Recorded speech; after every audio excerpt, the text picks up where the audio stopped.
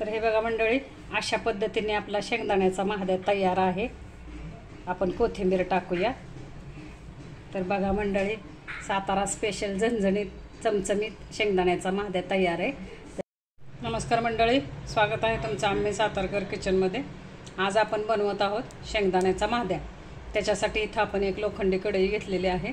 त्या कढईमध्ये एक वाटीभर शेंगदाणे घेतलेत. आता हे शेंगदाणे आपल्याला चांगले खरपूस भाजून घ्यायचे. शेंगदाणे भाजले की मी दाखवते तुम्हाला.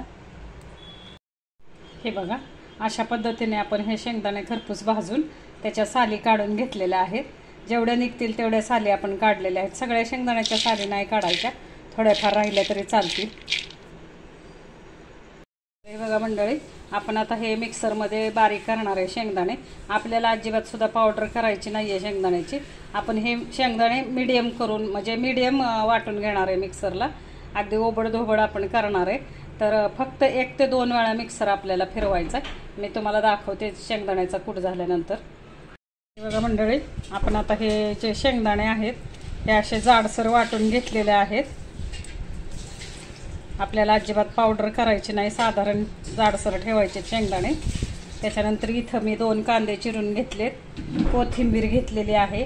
इथं सुक्कं खोबरं आणि लसणाची पेस्ट आहे बरं का मंडळी. इथं आहे आपला घरगुती मसाला आणि हा कांदा लसूण मसाला 1 चमचा आणि घरगुती मसाला 1 चमचा आहे. कांदा लसूण मसाल्याची रेसिपी माझ्या चॅनलवरती आहे मंडळी, तुम्ही बघू शकता कशा पद्धतीने मी बनवलेला आहे. आणि ही पण रेसिपी आपल्या चॅनलवरती आहे घरगुती मसाल्याची. तर हा घरगुती मसाला 1 चमचा आहे आणि कांदा लसूण मसाला 1 चमचा आहे. आता मी तुम्हाला दाखवते की महाद्या आपला कसा बनवायचा आहे शेंगदाण्याचा. तर मंडळी, अशा पद्धतीने आपलं तेल तापलेलं आहे. मी थोडंसं जिरं टाकते फोडणीला. त्याच्यानंतर आपण मोहरी घालायची नाही आहे बरं का ह्याला. थोडी हळद घालणार आहे आणि आपण हिंग घालतोय थोडासा. आता आपण कांदा फोडणीला टाकणार आहे. तर आपण हा कांदा फोडणीला टाकलेला आहे. हा कांदा आपल्याला चांगला आता लालसर होईपर्यंत परतायचा आहे मंडळी. कधी पण आहे ना, हा शेंगदाण्याचा महाद्या लोखंडी तवा किंवा लोखंडी कढईमध्ये करायचा. आता माझी आई आजी यांनी लोखंडी कढईत किंवा लोखंडी तव्यातच केलेला मी पाहिला. मीही तसाच करते. त्याची टेस्ट काही वेगळीच येत असेल बरं का. लोखंडी कढईमध्ये, लोखंडी भांड्यामध्ये जर महाद्या आपण केला तर त्याची टेस्ट, आणि स्टीलच्या कढईत आपण जर केला किंवा ॲल्युमिनियम कढईत केला तर टेस्ट वेगळी लागते. त्याच्यामुळं मी आता ही रेसिपी लोखंडी कढईमध्येच करते. जर तुमच्याकडे नसेल तर ॲल्युमिनियम कढई किंवा स्टीलची कढई वापरली तरी चालेल. लोखंडी खोलगट तवा असेल तर त्या तव्यातसुद्धा महाद्या कसा पटकन, पूर्वीच्या काळी पटकन करण्या रेसिपी चुलीवरती पटकन करण्यासाठी जो भाकरीचा तवा असायचा त्या तव्यामध्येच महाद्या केला जायचा. तर आता हा बघा, छानपैकी आपल्याला याला मोहरी नाही टाकायची बरं का मंडळी. कुठलेही आपल्या स्पायसी मसाले, गरम मसालेही नाही टाकायचे. आपले जे घरगुती मसाले असतात तेच मसाले टाकायचे. आणि लसूण खोबऱ्याची पेस्ट टाका. आलं लसूण नाही टाकायचं आपल्याला. सुकं खोबरं आणि लसणाची पेस्ट करायची आणि ती टाका. त्याच्यामुळे सुद्धा टेस्ट वेगळीच येते बरं का.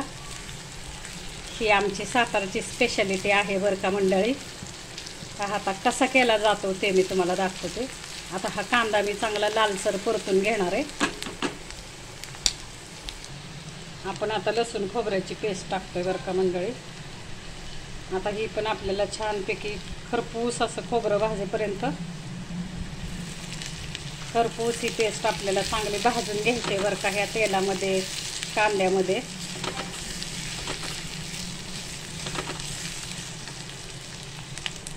अशा प्रकारे आपली लसूण खोबऱ्याची पेस्ट पण झालेली आहे, चांगली छानपैकी परतून झाली. आता हे आपले जे मसाले आहेत ते मसाले आपण टाकतोय. झालं पिऊन आता कपडे बदला. आपण हे मसाले आता तेलामध्ये, आपली लसूण खोबऱ्याची पेस्ट छानपैकी परतून झालेली आहे मंडळी. आता आपण हे मसाले तेलामध्ये टाकले, ते मसाले परततोय. थोडीशी कोथिंबीर पण टाकायची आहे आपल्याला. एकजीव असे मसाले करायचेत आपल्याला हे. आता इथून पुढे बघा मंडळी आपण काय करतोय.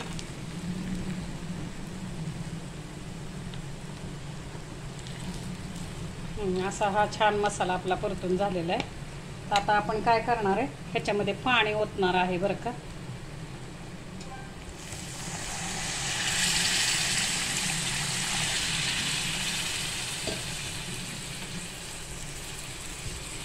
आता हे माझे 1 वाटी शेंगदाणे आहेत मंडळी. तर 1 वाटी शेंगदाणा आहे, तर त्याला 1 मोठी भरून वाटी मी पाणी ओतलेलं आहे. हे बघा. आता ह्याच्यामध्ये आपण मीठ घालणार आहे.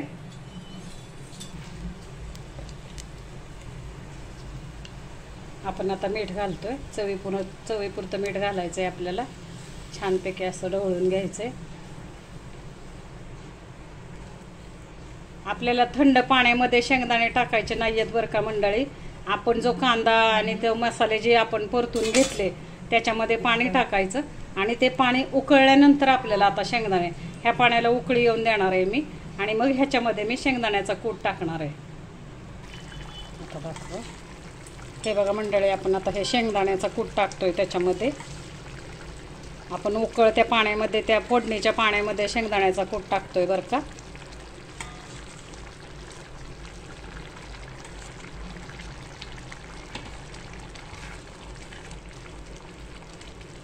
छानपैकी. आता हे ह्या ठिकाणी काय करायचं, जे नवीन शिकणारे आहेत, ज्यावेळेस आपण शेंगदाणे पाण्यामध्ये टाकतो त्यावेळेस ते चटचट अंगावरती उडतात. तेवढी काळजी घ्या बरं का मंडळी.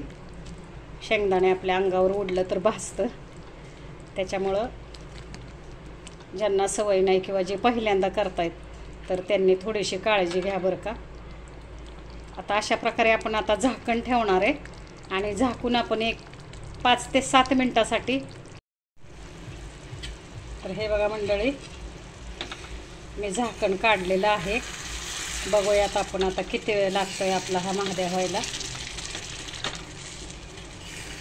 अजून आपल्याला 2-3 मिनटं पाहिजेत बरं का. आपल्याला हे पाणी आटवायचं आहे सगळं. पूर्णपणे आपल्याला हे सुक्कं करायचं आहे पाणी. हे बघा मंडळी, अशा पद्धतीने आपला महाद्या तयार आहे. आता आपण सर्व करणार आहे.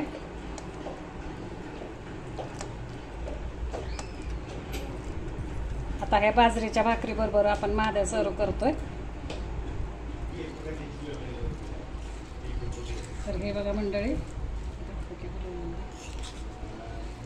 छानपैकी असा आपण एकसारखा करून घ्यायचा. आता कढई पण थंड झालेली आहे.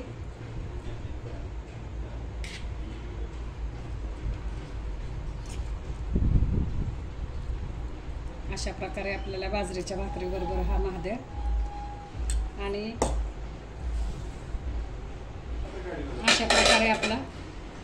अशा प्रकारे आपला महाद्या तयार आहे मंडळी. करून बघा, खाऊन बघा. रेसिपी आवडली तर लाईक करा, शेअर करा, सबस्क्राईब करा आणि कमेंट्समध्ये मला कळवा की तुम्हाला ही रेसिपी कशी वाटली. धन्यवाद मंडळी.